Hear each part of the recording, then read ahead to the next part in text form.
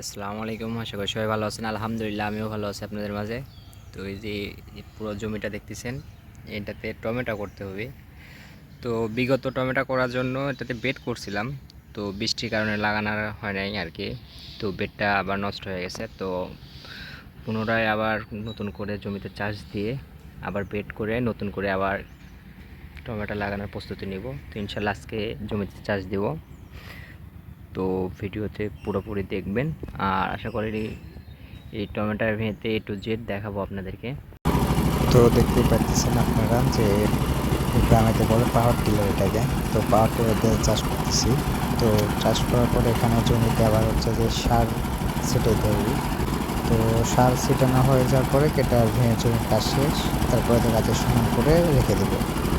আর পরবর্তীতে আসার পর দেখা যাচ্ছে ওই জমিতে আগে যে ভিডিওতে দেখছেন বেড করা ছিল, বৃষ্টির কারণে ওখানে লাগাতে পারিনি আমরা। তো ওই জায়গাতে আবার ওরকমভাবে সেমভাবে বেড করবো। জমিতে চাষ চলতেছে, চাষ করা হওয়ার পরে ওখানে আবার বেড করা হবে, হওয়ার পরে ওখানে টমেটো লাগানো যাবে। তো পুরো ভিডিওটা দেখবেন, ভালো লাগবে আশা করি। আর এরপরে আমার এই যে এখন সার বুনতেছে, এটা হচ্ছে আমার আব্বু, এখানে এখন জমিতে সার দিতেছে। তো ওই টাইমে ভয়েসটা দিতে পারি নাই, তো আশা